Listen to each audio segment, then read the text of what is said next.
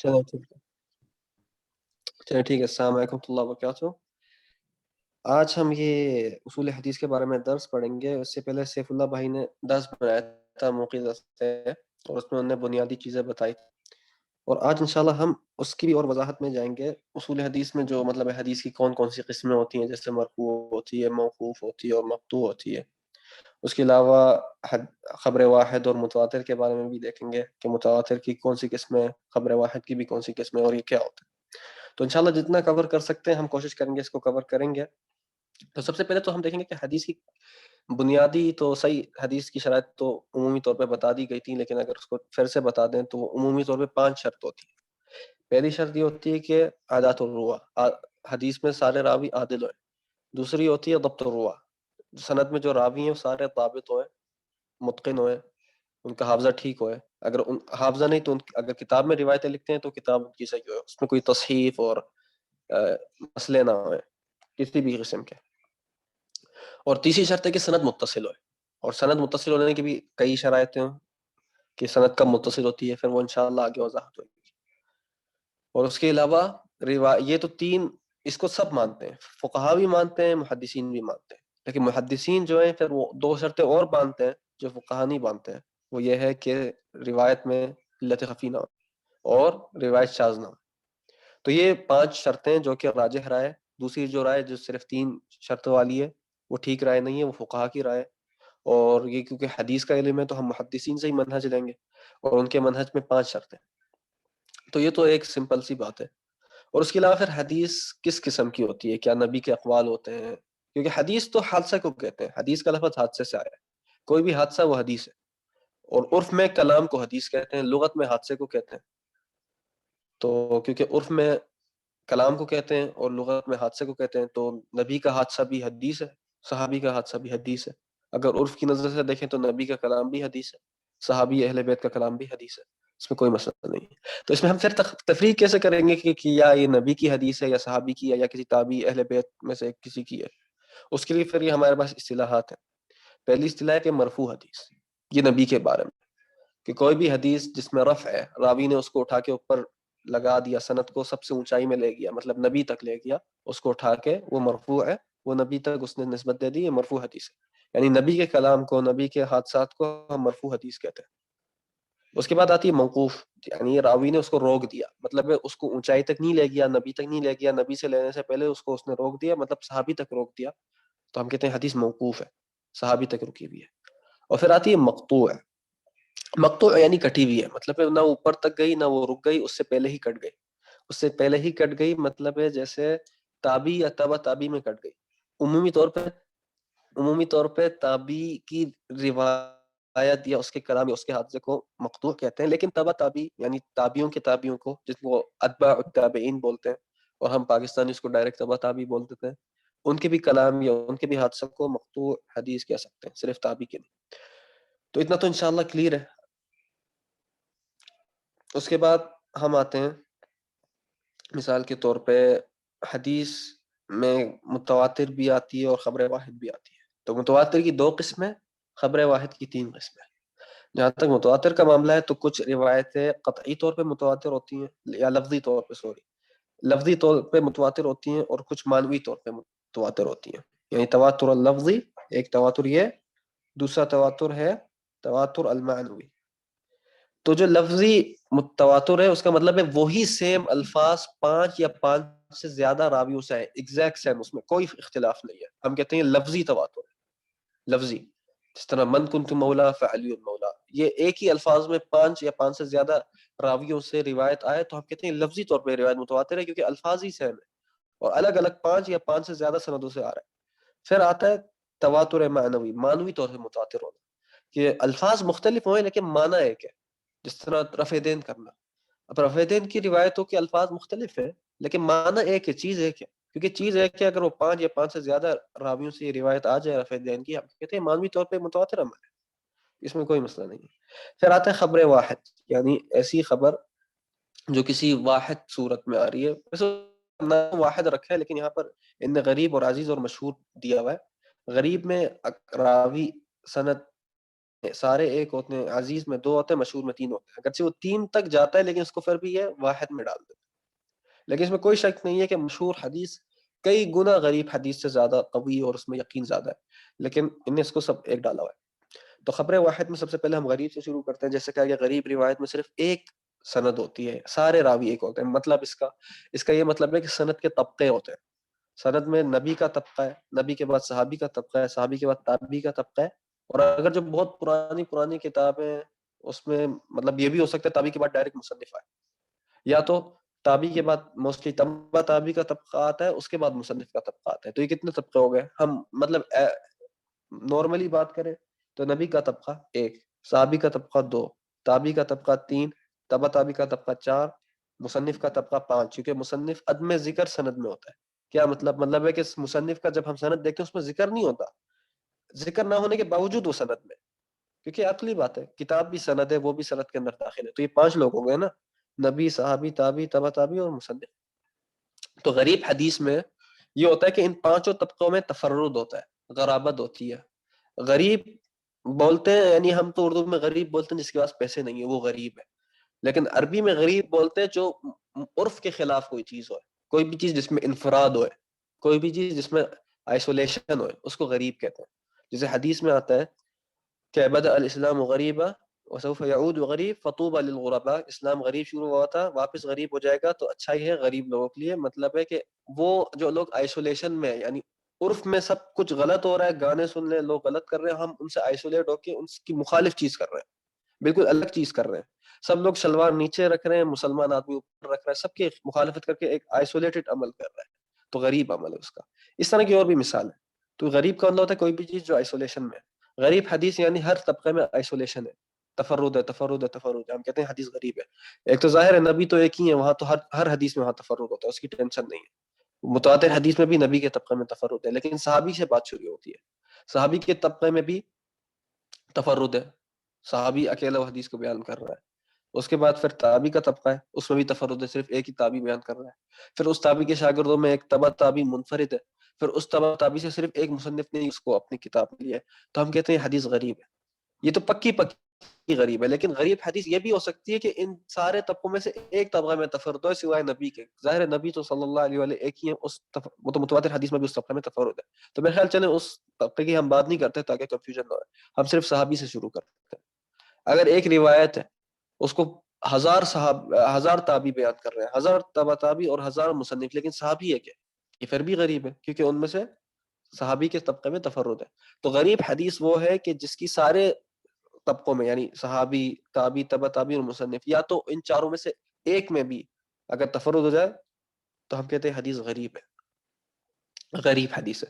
اور غریب حدیث میں موسٹلی علت خفی کا بھی امکان زیادہ بڑھ جاتا ہے، تفرد کا معاملہ آتا ہے، پھر دروازے کھلتے ہیں علل کے، اور کبھی کار قبول بھی ہو جاتی ہے، مطلقاً مردود نہیں ہے۔ جس طرح حدیث ہے انما الاعمال بالنیات، اعمال کا دار و مدار نیت ہے، یہ حدیث غریب ہے لیکن یہ مقبول ہے، اس کو مجھے نہیں میرے علم کسی نے اس حدیث کا انکار کیا ہے، حتیٰ یعنی جو منکر حدیث لوگ ہیں ان نے بھی، میں نہیں دیکھا کبھی انہوں نے اس حدیث کا انکار کیا کہ اعمالوں کا دار و مدار نیت ہے۔ اگرچہ اس کو بیان کرنے میں عمر بن خطاب منفرد ہیں، ان میں سے ان کی شاگرد آگے آگے منفرد ہیں، کئی طبقے اس میں تفرد ہے۔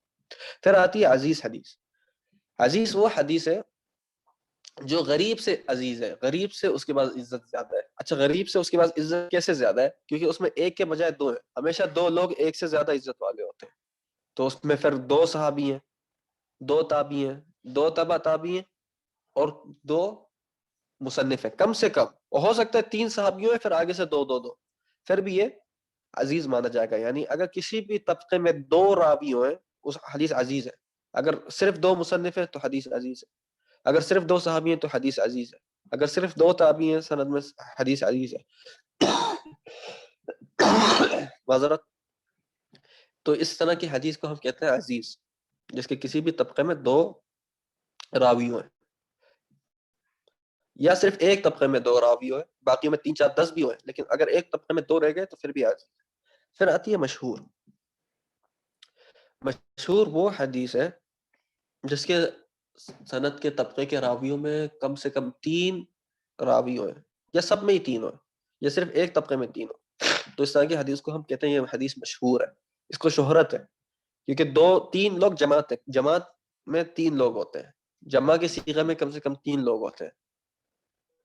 یعنی اگر ہم بولتے ہیں کہ 3 آدمی آئے، اگر ہم عربی میں بولیں جاؤ، تو جاؤ صیغہ جمع ہے، اور صیغہ جمع میں کم سے کم 3 آدمیوں کا ہونا لازمی ہوتا ہے. اور پھر 3، کیونکہ صیغہ جمع میں 3 آدمی کا ہونا لازمی ہے، تو اس کو ایک شہرت ہے کہ وہ ایک مجمع ہے، اس میں ایک جماعت ہے. تو اسی لیے اس کو مشہور بھی کہہ سکتے ہیں کہ اس کے پاس شہرت ہے، نہ کہ یہ غریب ہے، اور نہ صرف اس کے پاس عزت نہیں ہے بلکہ اس کے پاس شہرت ہے. کم سے کم 3 ہے جو کہ جماعت والی نمبر ہوتا ہے. تو اس طرح کی حدیث کو مشہور کہتے ہیں. اگر آپ لوگ کو سب کو آواز آ رہی ہے، یہاں تک سب کلیئر ہے؟ جی جی سب کلیئر ہے. کیونکہ اگر کسی بھی معاملے میں کوئی سوال ہے تو ابھی بھی کر سکتے ہیں.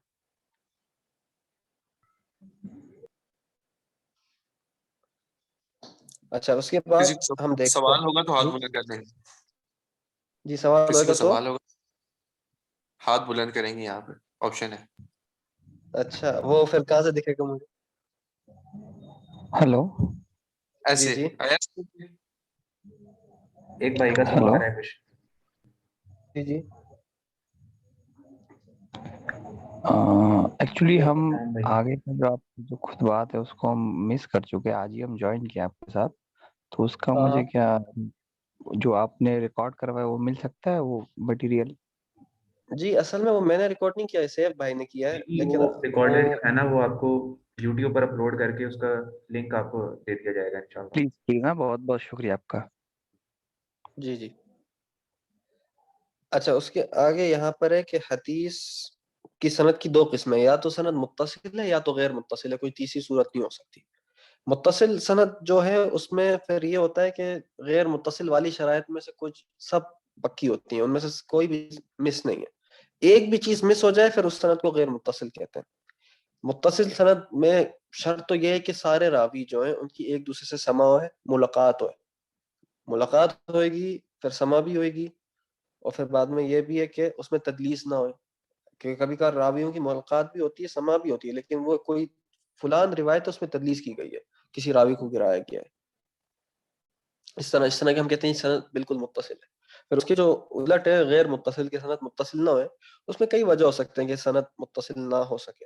ان میں سے ایک وجہ ہے کہ روایت منقطع ہوئے، اس میں انقطاع ہوئے مطلب ہے بیچ میں سے کوئی چیز کٹی ہوئی ہوئے، مطلب سما راویوں کی کٹی ہوئی ہے، بیچ میں سے ملاقات کٹی ہوئی ہے، ثابت نہیں ہے، اس میں ایک دوسرے سے جڑی نہیں ہے، بیچ میں سے کچھ چیز کٹ گئی، سما نہیں ہے، ملاقات نہیں ہے، یا اگر سما ملاقات ہے تو اس میں تدلیس ہوئی ہوئی ہے، تو اس روایت میں بذات سما نہیں ہے، تو ہم کہتے ہیں روایت منقطع ہے.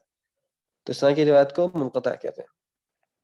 اور ویسے ایک اور بات ہے کہ پرانے محدثین جو ہوتے ہیں وہ کئی کار مرسل روایت کو بھی منقطع کہتے تھے، اور کئی کار منقطع روایت کو بھی مرسل کہتے تھے. ان کے نزدیک تقریباً مترادف تھا، کیونکہ مرسل روایت میں تابعی ڈائریکٹ نبی سے بیان کر رہا ہوتا ہے تو بیچ میں صحابی نہیں ہوتا، تو اس میں انقطاع ہے، بیچ میں سے کوئی چیز کٹ گئی، صحابی کا واسطہ گرا ہوا ہے، تو اس کو بھی لوگ کہتے ہیں کہ منقطع ہے. اور منقطع روایت کو کئی بار مرسل کہتے ہیں، کیونکہ مرسل بولتے ہی ہیں اس چیز کو جہاں پہ ایک بندہ کوئی چیز اٹھا کے دوسری چیز پہ ڈال دے. یعنی وہ کہتے ہیں کہ اس نے اس کو ہاتھ بہاتھ نہیں بیان کیا، اس کو اٹھا کے کہیں دوسرے میں پھینک دیا، بیچ میں سے راوی کو اس نے پاس نہیں کیا، تو اس نے اٹھا کے آگے پاس کر لیا، تو مرسل ہے، ارسال ہے، اس نے اس روایت کو سینڈ کر لیا، ڈائریکٹ نہیں دیا، تو کہتے ہیں روایت مرسل ہے. منقطع کو مرسل بھی کہہ سکتے ہیں، مرسل کو منقطع بھی کہہ سکتے ہیں، مسئلہ نہیں ہے. پھر آتی ہے معلق. معلق بولتے ہیں ایسی چیز کو جو لٹکی ہوئی ہوئے، کوئی بھی چیز لغت میں لٹکی ہوئی ہے اس کو کہتے ہیں معلق ہے.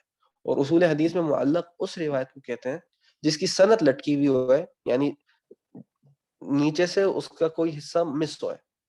نیچے سے مطلب محدث کی طرف سے، یعنی محدث کوئی روایت بیان کرے اور ڈائریکٹ پر استاد سے بیان کرے، اپنے استاد کو بیچ سے ہٹا لے، جس طرح امام بخاری کرتے تھے. امام بخاری کی کتاب میں معلق روایت ہے، انہوں نے کبھی کبھار اس طرح کیا ہے. اور جو معلق روایت بخاری کی وہ امام بخاری کی شرط میں نہیں ہے. پھر اس کے لیے ایک دوسری کتاب ابن حجر نے بنائی ہے، تغلیق التعلیق، یعنی تعلیق کو وہ بند کر رہے ہیں. اس میں جتنی بھی معلق روایتیں ان کی، ان نے کامل سند لائے. اور ویسے ہی معلق روایت جو امام بخاری کی ہیں وہ ان کی شرط میں نہیں ہے، ضعیف بھی ہو سکتی ہیں، صحیح بھی ہو سکتی ہیں. اس میں یہ ہوتا ہے جیسے بتایا کہ روایت کی سند لٹی تھی ہے، وہ اس طرح کہ نیچے سے محدث نے اپنے استاد یا پر استاد کو ہٹا کے ڈائریکٹ یا تو پر استاد سے بیان کر لیا یا تو اس کے پر استاد کے استاد سے. تو بیچ میں سے اس نے راویوں کو ہٹا لیا، ہم کہتے ہیں یہ معلق روایت ہے۔ اور پھر آتی ہے معضل۔ معضل روایت میں اعطال ہوتا ہے، اعطال بولتے ہیں کوئی چیز جو اٹک جائے، جیسے گاڑی کا ٹائر ہوئے اس میں کوئی چیز پھنس جائے، ہم کہتے ہیں یہ اس کا ٹائر معضل ہے، یہ لغت کے لحاظ سے۔ حدیث کے لحاظ سے کہتے ہیں سند اٹکی ہوئی ہے، اس میں کوئی اعطال آ گیا، کوئی چیز پھنس گئی، وہ اس طرح کہ اس میں بہت بڑا انقطاع ہے، اس میں 2 راوی یا اس سے زیادہ کا انقطاع ہے، یعنی تبع تابعی ڈائریکٹ نبی سے بیان کرے، تو بیچ میں تو 2-3 راوی اڑ گئے، تابعی بھی گیا صحابی بھی گیا، ہو سکتا ہے 2 تابعی گئے 1 صحابی گیا، تو 2-3 راوی غائب ہیں، تب کتنے روایت معضل ہے۔ یا ایک چھوٹا تابعی ڈائریکٹ بڑے تابعی سے بیان کر رہا ہے، ہو سکتا ہے بیچ میں 2 راویوں کا فاصلہ ہے، ایک بڑا تبع تابعی اور ایک تابعی، تو ہم کہتے ہیں یہ روایت معضل ہے، یعنی جس روایت کا انقطاع بڑا ہو اس کو ہم کہتے ہیں معضل۔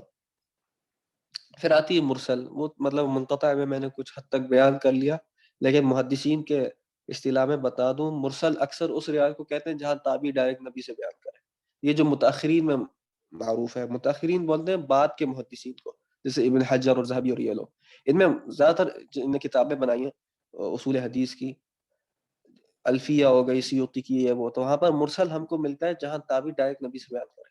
لیکن وہ جو میں نے پہلے بات بتائی تھی کہ مرسل کو منقطع کو مرسل کہہ سکتے ہیں، یہ پرانے محدثین کے نظر میں جو شروع کے 3 صدی کے تھے، لیکن بعد کے محدثین نے یہ چیز کو پکا کر لیا کہ مرسل وہی ہے جس کو تابعی نبی سے بیان کرے۔ اور اگر ہم آج کل کے علماء کی کتاب پڑھیں گے، اگر وہاں ہم کو مرسل کا لفظ ملے تو اس سے وہ مراد لے رہے ہوتے ہیں کہ اس کو تابعی نے ڈائریکٹ نبی سے بیان کیا، بیچ میں صحابی نہیں بیان کیا۔ اگر یعنی کسی بھی سند میں انقطاع ہو جائے وہ روایت غیر متصل ہے، کسی بھی سند میں تعلیق ہو روایت معلق ہو وہ روایت غیر متصل ہے، کسی بھی سند میں اعطال ہو روایت معطل ہو، 2 یا 2 سے زیادہ راویوں کا فاصلہ مس ہے تو روایت غیر متصل ہے، کسی بھی سند میں روایت مرسل ہو تابعی ڈائریکٹ نبی سے بیان کرے تو روایت غیر متصل ہے، اور کسی بھی سند میں تدلیس ہو یعنی مدلس، پھر یہ آ گئی نا کہ کوئی بھی سند جس میں تدلیس ہو وہ مدلس سند ہے، تو اس میں ہم کہہ سکتے ہیں کہ روایت غیر متصل ہے، متصل نہیں ہے۔ پھر تدلیس کی بھی آگے اقسام ہے، اس میں پھر انشاءاللہ بعد میں کبھی دیکھیں گے، لیکن تدلیس آسانی سے بتاتے ہیں، موسٹلی یہ ہوتا ہے کہ راوی سند میں سے کسی راوی کو گرا دے، اور یہی مضر تدلیس ہے۔ جو غیر مضر تدلیس ہے اس میں پھر دوسری چیزیں آتی ہیں، وہ پھر بعد میں انشاءاللہ بیان کریں گے، لیکن جو مضر تدلیس ہے یعنی آسان الفاظوں میں کہیں تو راوی اپنے سند میں اپنے استاد کو گرا دے، کسی بھی وجہ سے ہو سکتا ہے، اپنی روایت کو آگے چلانے کے لیے یا سند کو چھوٹا کرنے کے لیے، کیونکہ ایک چیز معروف تھی کہ بڑی سند جو ہے نا وہ کمزور ہوتی ہے، نازل ہوتی ہے، اس کی اتنی ویلیو نہیں ہے، اور پرانے زمانے میں راوی جو تھے اپنی سندوں کو بیچتے بھی تھے، تو جو نازل سندیں تھیں، لمبی سندیں تھیں، ان کی ویلیو کم تھی، اور جو چھوٹی سندیں تھیں ایک تو صحت میں بھی وہ زیادہ اچھی ہیں، دکھنے میں بھی خوبصورت ہیں، اور ان کو یاد کرنا بھی آسان ہے، اور ان کی ویلیو بھی زیادہ تھی، تو اس لیے سند کو عالی کرتے تھے راویوں کو گرا کے، ایک یہ بھی وجہ ہو سکتی ہے۔ تو موسٹلی لوگ اس لیے راویوں کو گرا کے سند چھوٹا کرتے تھے، لیکن پھر بھی ہم اس کو تدلیس کہتے ہیں، کیونکہ اس طرح تو ہم کو کیا پتہ اس کی کمپلیٹ سند کیا ہے، بیچ میں سے جو راوی گرا دیا، ٹھیک ہے تمہارا استاد ہو سکتا ہے صدوق تھا، لیکن ہو سکتا ہے وہ وہمی تھا، تم نے اس کو گرا دیا، روایت میں الٹ پلٹ ہو گیا، کچھ سمجھ نہیں آ رہی، ہو سکتا ہے تمہارے استاد نے غلطی کی تھی، تمہیں نہیں پتا، تم نے اس کو گرا کے ایسے کر لیا جیسے اس کی روایت ہے ہی نہیں، صرف یہ تمہاری روایت ہے، سارا معاملہ الٹا سیدھا کر دیا، کیونکہ تدلیس لغت میں ایسی چیزوں کو بولتے ہیں جو مکس ہوئے، جیسے مغرب کے وقت صبح رات مکس ہو جائے، مدلس ایک وقت ہوتا ہے اس میں سب مکس ہے، کوئی چیز کو مکس کرنا نا، یہ بھی تدلیس اس کو لغت میں کرنا۔ اس کے علاوہ ویسے 10 بج گیا، ابھی کتنا اور کرتے ہیں، ایک اس کو بھی کر لوں تھوڑا، جی اس کو اگر کنٹینیو آپ کرتے ہیں، 10 منٹ اور کر لینا چاہیے میرے خیال سے۔ چلیں ٹھیک ہے۔ اس کے بعد آتی ہے ایسی حدیث ہے، یا تو حدیث مقبول ہوئے گی یا مردود ہوئے گی، تیسری رائے نہیں ہے، حدیث مقبول ہے ہم اس پہ مانیں گے، اس کو حجت پکڑیں گے، چاہے وہ صحیح ہو یا حسن ہو، کیونکہ مقبول ہے وہ، یا تو وہ مردود ہوئے گی، اس میں کوئی مسئلہ ہے۔ تو مقبول حدیثوں کی کون سی قسم ہے اور مردود حدیثوں کی کون سی قسم ہے؟ مقبول میں سب سے پہلے آتی ہے صحیح لذاتی، ایسی حدیث جو اپنے ذات سے صحیح ہو۔ اس کا کیا مطلب ہے؟ اس کا مطلب ہے ایسی حدیث جس میں صحیح کی سارے شرائط ہیں، اپنے ہی ذات سے، اس کو باہر سے کسی چیز کی ضرورت نہیں ہے، کوئی دوسری سند کی ضرورت نہیں ہے، وہ اپنے ذات سے صحیح ہے، اس کے سارے راوی ثقہ ہیں، سارے راوی ضابط ہیں، سند متصل ہے، اس کو کسی متابعت کی ضرورت نہیں ہے، کسی شاہد کی ضرورت نہیں ہے، اور اس میں علت خفی نہیں ہے، ظاہراً ہم کو تو یہی سمجھ آئے، اور اس میں کوئی شذوذ نہیں ہے جتنا ہم نے تحقیق کی ہے، ہم کہتے ہیں حدیث صحیح لذاتی ہے۔ اس کے بعد آتی ہے صحیح لغیری، یعنی ایسی حدیث جو صحیح ہے لیکن اپنے ذات سے صحیح نہیں ہے، کسی اور وجہ سے صحیح ہے. مطلب یہ کہ اس کی کوئی حدیث جس کی 2 حسن سندیں ہیں، دونوں کو ملا دیں تو ہم کہتے ہیں حدیث صحیح بن گئی کیونکہ اس کی 2 سندیں، لیکن اپنے ذات سے صحیح نہیں ہے، اس کو کوئی سپورٹ مل رہی ہے، کوئی متابعت مل رہی ہے، کوئی شاہد مل رہا ہے. یعنی ایک حسن سند ہے، اس میں بھی راوی ثقہ ہے، اس میں بھی شذوذ نہیں ہے، علت خفی نہیں ہے، سند متصل ہے لیکن اس میں تھوڑا راوی کا ضابطہ کم ہے. دوسری سند حسن ہے، اس میں بھی سیم راوی سب ثقہ ہے اور ضابط ہیں، اور روایت میں شذوذ اور علت نہیں ہے لیکن ضابطہ تھوڑا کم ہے، ضابط ہیں وہ لیکن تھوڑا کم ہے. تو ان دونوں کو ملا کے ہم کہتے ہیں یہ صحیح غیری بن جاتی ہے. اس کے بعد آتی ہے حسن لذاتی. حسن لذاتی وہ حدیث ہے جو اپنے ہی ذات سے حسن ہے. وہ اس طرح کہ حسن حدیث کے بارے میں متاخرین تو یہی کہتے ہیں کہ حسن حدیث وہ ہے جس میں صحیح کی ساری شرائط، صرف راوی کا ضابطہ تھوڑا کم ہے. راوی پھر بھی ضابط ہوتا ہے لیکن تھوڑا سا ضابطہ کم ہے، صحیح ثقہ راوی کے مطلب مقابلے میں وہ کم ہے، لیکن ہے ضابط وہ، لیکن ثقہ راوی زیادہ ضابط ہے. تو ایسی روایت جس میں صحیح کی ساری شرائط ہیں، صرف ان میں سے کسی بھی سند میں ایک یا ایک سے زیادہ راویوں کا ضابطہ تھوڑا سا کم ہے، کتنے روایت حسن لی جاتی ہے. اور اس کے بعد آتی ہے حسن لغیری، ایسی روایت جو اپنی اور وجہ سے حسن ہے اور اس روایت کو قبول کرنے میں اختلاف ہے. اس میں اتفاق ہے کہ حسن لغیری روایت ضعیف روایت سے زیادہ طاقتور ہے، لیکن اس میں اختلاف ہے کہ کیا حسن لغیری روایت کو حجت بنا سکتے ہیں یا نہیں. اب جس نے یہ بنایا ہے جو ہم استعمال کر رہے ہیں، ان کے نزدیک حسن لذاتی حجت ہے، اس لیے انہوں نے اس کو مقبول میں ڈالا ہے. لیکن یہ بتانا لازمی ہے کہ اس میں اختلاف مل سکتا ہے. کچھ اس طرح کے بھی علماء ملیں گے جو حسن لذاتی کو نہیں مانیں گے، وہ مان لیں گے کہ ہاں اس میں ایک عام ضعیف روایت سے زیادہ طاقت ہے، کیونکہ حسن لغیری وہ روایت ہوتی ہے جس کی کم سے کم 2 یا 2 سے زیادہ ضعیف سندیں موجود ہیں. تو ان 2 یا 2 سے زیادہ ضعیف سندوں کو ملا کر ہم کہتے ہیں یہ ایک عام حدیث سے قوی ہے، تو یہ حسن لغیری ہے. یہ 2-3 ضعیف روایت ایک دوسرے کو سپورٹ کر کے، ایک دوسرے کے مطابق اور شاہد بن کے یہ حسن لغیری بن جاتی ہے، ان میں کچھ حسن آ جاتا ہے. پھر آتی ہے حدیث جو معروف ہے. اچھا، معروف حدیث یہ ہوتا ہے کہ حدیث کی سند میں ہو سکتا ہے ضعف ہوئے لیکن اس میں کوئی 2-3 سندیں آئی ہوئی اور وہ معروف ہے، اس کو فقہاء نے تلقی بالقبول کیا ہے، محدثین نے اس کو مانا ہے، تو ہم کہتے ہیں حدیث معروف ہے، یہ قبول تھی. اس طرح ہم کو سنن ابی داؤد میں ملے گا کہ امام ابو داؤد نے اس طرح کی کئی روایتوں میں سکوت کیا ہے کیونکہ وہ روایت صالح تھی. کیوں تھی؟ کیونکہ فقہاء نے ان کو مانا ہے، محدثین اس کو مانتے تھے اگرچہ ان کی سندوں میں تھوڑی سی کمزوری ہو. اسی طرح امام ترمذی نے بھی اپنی جامع ترمذی میں ایسی روایتیں لائے، ان کو قبول کیا ہے کیونکہ وہ معروف تھی، فقہاء اس کو قبول کرتے ہیں، محدثین قبول کرتے ہیں. سند میں کمزوری ہوگی لیکن وہ اپنے معنوں میں ٹھیک تھی، تو اس طرح کی حدیث کو کہتے ہیں معروف تھی تو اس لیے قبول ہے. پھر آتی ہے محفوظ، ایسی حدیث جو محفوظ ہو.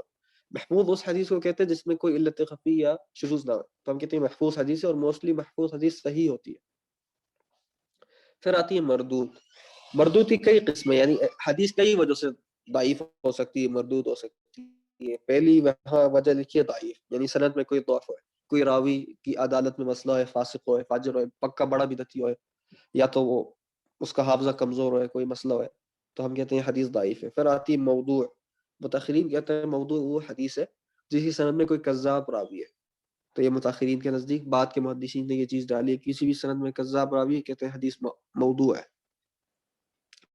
لیکن اگر ہم تحقیق کریں، موضوع حدیث کی اور بھی قسمیں ہو سکتی ہیں، اگرچہ سند میں راوی کذاب نہ ہے لیکن ہم کہہ سکتے ہیں حدیث موضوع ہے کیونکہ اس کے سند میں کوئی راوی تھا وہمی ہے، وہمی راوی ہے، اور اس وہمی راوی کی مطابقت ایک کذاب نے کی ہے، اور وہ کذاب معروف تھا کہ وہ سیاسی روایتیں بیان کرتا تھا. اب ہم اس ضعیف کی روایت دیکھیں گے، ہم تو کہیں گے سند میں کوئی کذاب نہیں ہے، صرف ایک ضعیف راوی ہے، لیکن ہم کہیں گے روایت موضوع ہے. کوئی کہے گا کہ کیسے؟ ہم کہیں گے اس کے متن میں سیاست کی بات ہو رہی ہے، اور یہی بات ایک اور کذاب راوی نے کی ہے جو سیاست کی باتیں بیان کرتا تھا. تو یہ بعید نہیں ہے کہ یہ ضعیف وہمی راوی نے اصل میں اس کذاب سے سنی تھی اور وہ بھول گیا اور اس نے غلطی سے اس کو سند سے ہٹا دیا، اس کی روایت کو اپنی روایت بنا کے بیان کر لیا. تو اصل میں روایت تو موضوع ہے، اس کی اصل تو ایک موضوع روایت سے. تو موضوع روایت یعنی گڑی روایت کو کہتے ہیں جس میں کوئی بات گڑ لے، کیونکہ ہم میرے خیال اردو میں بھی بول سکتے ہیں یہ چیز موضوع ہے، وضع کی گئی ہے، اس میں کوئی چیز گڑی گئی ہے. پھر یہاں لکھے متروک. متروک لوگ کہتے ہیں وہ روایت ہے جس کی سند میں کوئی متروک راوی ہوئے، اور متروک اس راوی کو کہتے ہیں جو پکا فاسق ہوئے، جیسے یزید کو محدثین نے متروک مانا ہے، اگرچہ یہ کوئی ثابت نہیں ہے کہ یزید کا حافظہ کمزور تھا یا یزید کا کوئی اس طرح معاملہ تھا، لیکن محدثین نے اس لیے اس کو متروک مانا ہے کیونکہ وہ فاسق تھا. فاسق بندے کو بھی متروک کر سکتے ہیں، اور متروک اس کو بھی کہہ سکتے ہیں جو کثرت سے غلطیاں کرتا ہے. کثرت سے غلطیاں کرنے والے بھی راوی متروک ہے، اور ایسے راوی جو کثرت سے تدلیس کرتے تھے بعض اوقات وہ بھی متروک ہو جاتے ہیں. جس طرح حجاج بن ارطغرل کو میرے خیال کچھ محدثین نے متروک مانا تھا، جتنا مجھے یاد آ رہا ہے امام بخاری نے.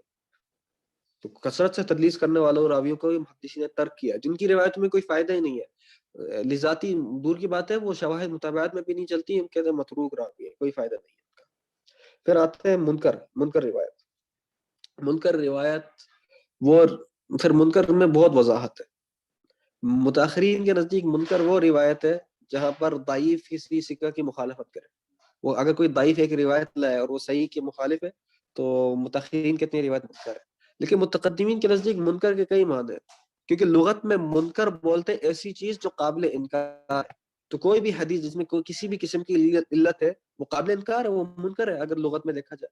تو محدثین منکر لفظ میں تھوڑے متوسط ہے، کبھی تفرد کی وجہ سے کسی روایت کو منکر کہہ دیتے تھے، کبھی عام سے اور ضعیف راوی کی وجہ سے اس کو منکر کہہ دیتے تھے، کوئی بھی وجہ ہو سکتا تھا. لیکن متاخرین کہتے ہیں کہ اگر ضعیف ثقہ کی مخالفت کرے تو وہ روایت منکر. پھر آتی شاذ روایت، شاذ ہوئے، جمہور کے مخالف ہوئے. جمہور ایک بات کر رہی تھی کہ نبی مثال کے طور پہ مدینہ گئے، وہاں پر انہوں نے نماز پڑھی. ایک راوی کہتا ہے نبی جب اس فلان دن مدینہ گئے انہوں نے عصر کی نماز پڑھی، تو اس نے جمہور کی مخالفت کر لی. ہم کہتے ہیں اس کی روایت شاذ ہے، مردود ہے، غلط بات کی ہے اس نے، وہم سے کی ہوئے گی. اس کے بعد آتی ہے معلول. معلول کا مطلب ہے ایسی روایت جس میں علت خفی ہے. تو علت خفی والی روایت کو معلول کہتے ہیں. اور علت خفی سند کے ذات سے نہیں پتہ چلتی. علت خفی دوسری سند کو، اسی روایت کی ساری سندوں کو جمع کر کے پتہ چلتی ہے، اور اس کی خاص تحقیق ہوتی ہے، خاص علم ہے، علم العلل، اور اس میں پھر پتہ چلتا ہے کہ یہ روایت معلول ہے، اس میں کوئی علت خفی ہے، اس کی وجہ سے روایت مردود ہے. پھر یہ الگ چیز ہے. پھر آتی ہے مقلوب. ایسی روایت جو مقلوب ہے. مقلوب کے کئی مطلب اصول حدیث میں کئی روایتیں مقلوب ہوتی ہیں، لیکن متن میں اگر ہم بات کریں تو متن میں وہ روایت مقلوب ہے جہاں پر چیزوں کو بدل دیا گیا. یعنی جیسے صحیح حدیث میں آتا ہے کہ 7 لوگوں کو اللہ کے قیامت کے دن اللہ کے عرش کا سایہ ملے گا. اکثر طریقوں میں یہی ہے کہ 7 میں سے ایک وہ ہے جو سیدھے ہاتھ سے صدقہ کرے اور اس کے الٹے ہاتھ کو نہ پتہ ہو، اور یہ محفوظ ہے، یہ صحیح ہے. ایک راوی نے کہہ دیا جو الٹے ہاتھ سے صدقہ کرے اس کے سیدھے ہاتھ کو نہ پتہ ہے، تو اس نے بات کو بدل دیا، اس نے سیدھے ہاتھ کو الٹا ہاتھ بنا دیا، اس کی روایت مقلوب ہے. تو اس طرح کی روایت ضعیف ہوتی ہے. یہ متن کے لحاظ سے، مضمون کے لحاظ سے. سند میں مقلوب روایت اس طرح ہو سکتی ہے راویوں کو بدل دیں، استاد کی جگہ شاگرد کر لیں، شاگرد کی جگہ استاد کر لیں. یعنی ابن عیینہ کو ابو عیینہ کر لیں، ابن کو ابو بنا دیں. اس طرح چیزوں کو بدل دینا یہ بھی مقلوب کہتے ہیں. اس کے علاوہ محرف اور مصحف آیا ہے، یعنی ایسی روایت جس میں تصحیف ہوئے، ہم کہتے ہیں روایت میں تصحیف ہے، نہیں سوری تصحیف نہیں، تحریف ہوئے. تحریف ہوئے کیونکہ پہلا محرف ہے تو وہ روایت مردود ہے.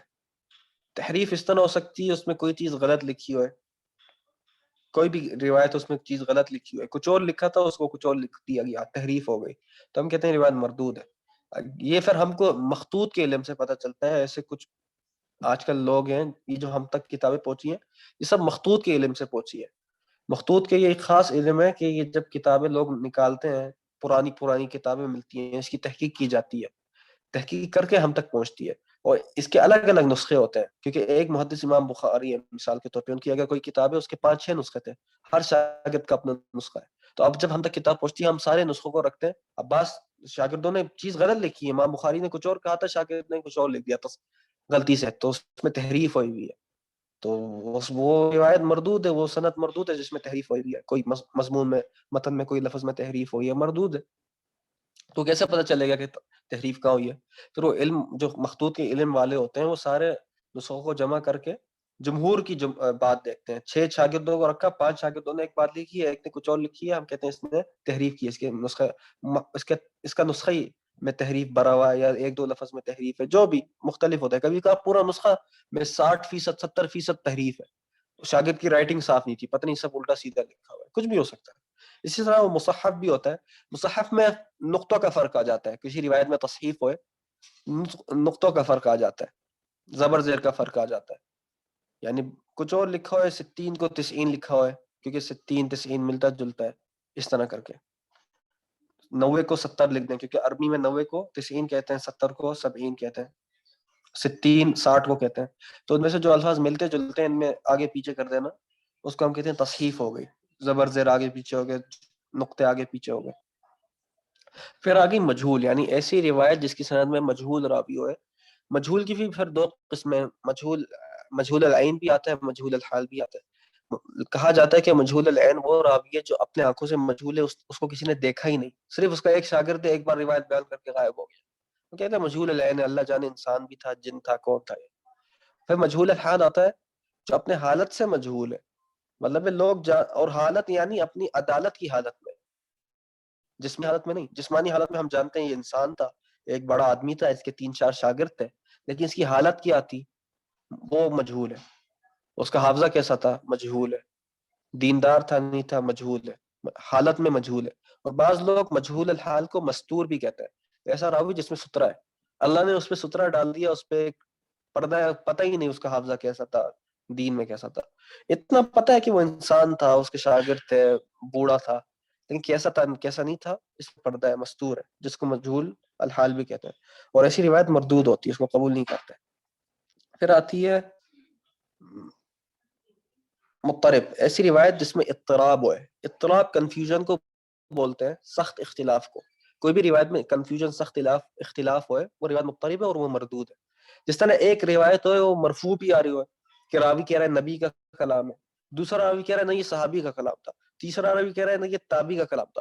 تو ہمیں کیا پتہ یہ حدیث جو ہے یہ نبی کی حدیث ہے، صحابی کی یا تابعی کی؟ تینوں راوی تینوں الگ بات کر رہے ہیں، حدیث سیم ہے، متن سیم ہے، ہم کہتے ہیں حدیث مضطرب ہے، اللہ جانے کس کی روایت تھی ہے، متن ایک ہے. جیسے حدیث میں ہے صبح اٹھ کے پانی پیو، مثال دے رہا ہوں، ایک راوی کیا نبی نے بولا صبح اٹھ پانی پیو، فجر کے دن ثواب ملے گا. دوسرے راوی نے کہا صحابی نے کہا تھا اٹھ کے پانی پیو، فجر کے دن ثواب ملے گا. تیسرے راوی نے کہا نہیں اصل میں یہ تابعی نے کہا تھا کہ صبح اٹھ کے پانی پیو، فجر کے دن ثواب ملے گا. تو تین الگ الگ چیزیں، الگ الگ سندیں، کوئی کہہ رہا ہے نبی کی حدیث ہے، کوئی کہہ رہا ہے صحابی کی ہے، کوئی کہہ رہا ہے تابعی کی ہے، متن سیم ہے، مضمون سیم ہے. تو ہم کہتے ہیں یہ روایت مضطرب ہے. ہمیں کسی کو ترجیح دیں کہ نبی کی حدیث تھی، صحابی کی تھی، تابعی کی تھی، کیا تھا یہ؟ تو ہم کہتے ہیں یہ مضطرب روایت ہے. اور مضطرب کی اور بھی مثالیں انشاءاللہ بعد میں ایک خاص درس کریں گے کہ روایت مضطرب کب ہوتی ہے، کیا ہوتا ہے. یہ جتنی بھی چیزیں، یہ مطلب یہ تو پورا پیج میں تو اکثر اصول حدیث میں بیان ہوا ہے، میں نے تو جلدی جلدی بیان کیا ہے. بعد میں انشاءاللہ خاص درس ہوئے گا، شاذ کا خاص درس ہے، معلول روایت کا خاص درس ہے، منکر روایت کا خاص درس ہے، مضطرب روایت کا خاص درس ہے، مقلوب روایت کا خاص درس ہے انشاءاللہ. ابھی تو بس یہ تھوڑا تھوڑا دیکھ رہے تھے کہ عمومی اس میں کیا ہوتا ہے، باقی خصوصاً اس میں گہرائی میں بات میں جائیں گے. پھر آخر میں رہ گیا مدرج. مدرج روایت. مدرج روایت اس روایت کو کہتے ہیں جہاں پر صحابی کا کلام نبی کے ساتھ مل جائے، یا صحابی کی تشریح یا سند میں سے کسی بھی راوی کی تشریح. جیسے حدیث میں آتا ہے نا کہ نہى النبی عن القزع، نبی نے قزع سے منع کیا ہے. قزع بولتے ہیں ایک سر کے کہیں سے بال کاٹ دینا، دوسری جگہ رہنے دینا. یہ ابن عمر کی روایت ہے. ابن عمر کہتے ہیں نہى النبی عن القزع، نبی نے قزع سے منع کیا. اب یہاں تک جو ہے نا نبی نے قزع سے منع کیا، یہ نبی کا نبی کا حکم تھا، اور ابن عمر بتا رہے ہیں کہ نبی نے قزع سے منع کیا. اس کے آگے لکھا ہے والقزع، اور قزع وہ چیز ہے کہ ایک آدمی اپنے بال کہیں سے پورے کاٹ دے اور کہیں سے رہنے دے. اب یہ ابن عمر کی تشریح ہے. اب یہ روایت مدرج ہے، شروع میں تو نبی کا حکم ہے، بعد کی تشریح ابن عمر کی تشریح ہے. اب کوئی بندہ جو صحیح سے دھیان نہ دے، اس کو پورا پڑھے، سمجھے گا یہ تشریح بھی نبی کی تشریح ہے، اگرچہ وہ نبی کی نہیں تھی، وہ سند میں کسی راوی کی تھی، اس صورت میں صحابی کی تھی. تو یہ روایت مدرج ہے، یہ تشریح مدرج ہے، باقی حکم مرفوع تھا. اور میرے خیال یہ اتنا ہی تھا، باقی ختم ہو گیا. اگر کسی کا سوال ہے کوئی کر لے.